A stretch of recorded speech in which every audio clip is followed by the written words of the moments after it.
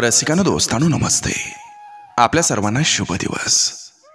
दोस्तांनो, शोध समाधानाचा घेत असताना हेही दिवस निघून जात असतात आणि एक दिवस चांगले दिवस नक्की येत असतात. पण दोस्तांनो, कधी कधी चांगले दिवस सुद्धा एक दिवस पुन्हा संपत असतात आणि पुन्हा वाईट दिवस येत असतात. दोस्तांनो, सुखामागून दुःख आणि दुःखामागून पुन्हा सुख असतं. हे सुख दुःखाचं चक्र मरेपर्यंत कधी संपत नसतं. जोपर्यंत मोह संपत नसतो ना, तोपर्यंत काही संपत नसतं. ज्या दिवशी मोह त्याग होतो त्या दिवशी जीवन संपत असतं आणि समाधानी आयुष्य हे जगणं तसंच राहून जात असतं. नक्की विचार करा. चला, आजही आपल्यासाठी सुंदर विचारांची ही शिदोरी, ही मालिका अशीच पुढे घेऊन आलोय. चला, करूया सुरुवात सुंदर विचारांना, सुंदर सुविचारांना.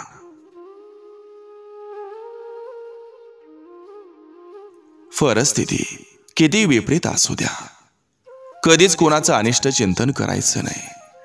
आपण जे पेरतो ते उगवत असतं. हा सृष्टीचा नियम आहे.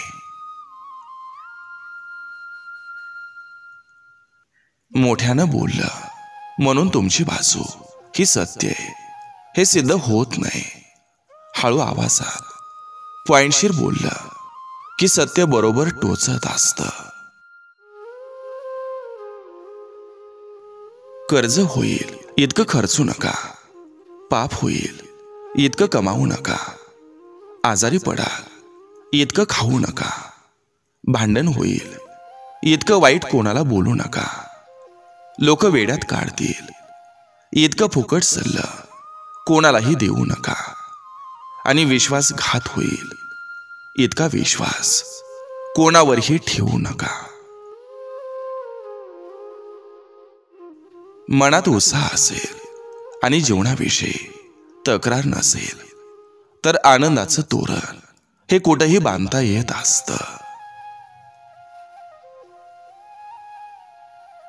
गरिबांच्या हाताला धरून चला, त्यांच्याजवळ धन नसतं पण मन मात्र खूप मोठं असतं.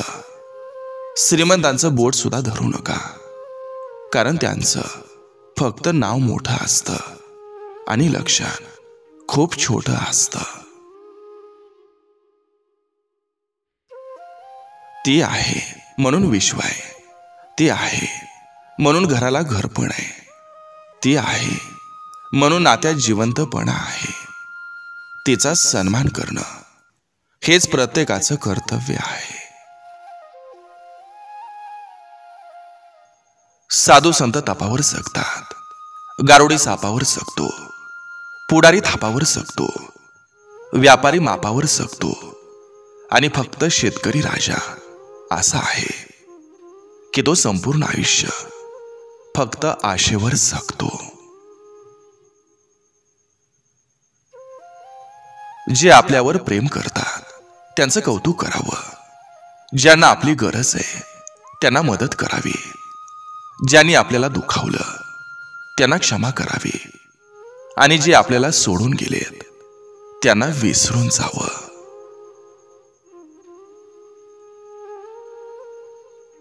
काही लोकांना तुमची कदर नसली तरी वाईट वाटून घेऊ नका, कारण गाढवाला गुळाची चव कधीच नसते.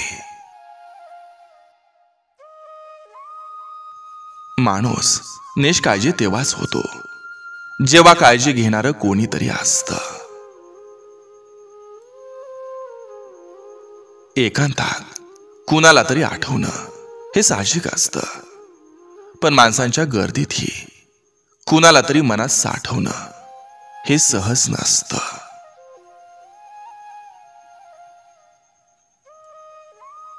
तुम्ही देवाची भक्ती किती करता हे कधीच महत्वाचं नसतं. तुमच्या जर प्रामाणिकपणा नसेल, इतरांबद्दल आदर नसेल, तर ती भक्ती काहीच उपयोगाची नसते. त्यामुळे देवाला देव्हाऱ्यात पूजण्यापेक्षा मनात पूजा, देव नक्की प्रसन्न होईल.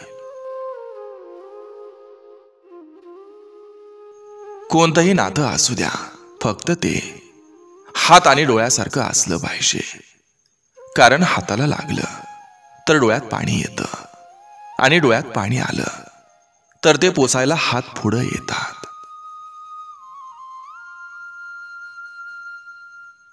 आयुष्यात संघर्ष हा कोणाला चुकलेला नाही. गरज आहे ती फक्त मर्यादा बाळगून आलेल्या संकटाशी तोंड देण्याची.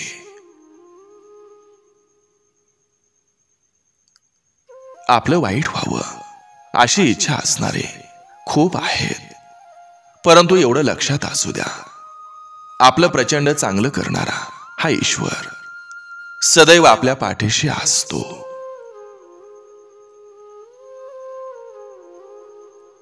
एकटं जगण्यातला आनंद हा समजायला लागला की मन परत सहजासहजी कोणत्याही नात्यात अडकत नसतं.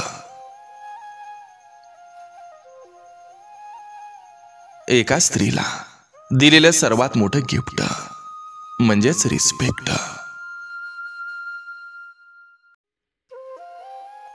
आपलं म्हणल्यानं आपलं कोणी होत नसतं. नातं ते नाही जे जगाला दाखवलं जातं. नातं ते असतं जे अंतःकरणातून जीवापलीकडे जपलं जातं. आवड असलेल्या गोष्टींची निवड करण्याचं स्वातंत्र्य हे स्वतःला देता आलं की जगणं सुंदर होतं.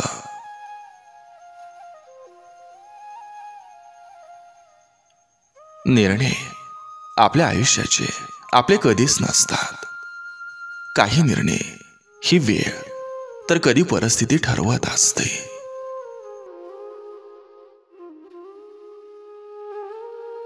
जशास तसं वागायला आपल्याला जमत नाही, म्हणून तर आपल्या जीवाला कधी त्रास कधी पश्चाताप होतो. कारण जशास तसं वागणं आपल्या संस्कारात बसत नाही, आणि हाच खरा आपल्या जीवनात वांधा असतो. जीवन हा एक प्रवास आहे. तो रडून जगलात तर खूप लांब वाटेल, आणि हसून जगलात तर कधी पूर्ण होईल ते कळणार सुद्धा नाही.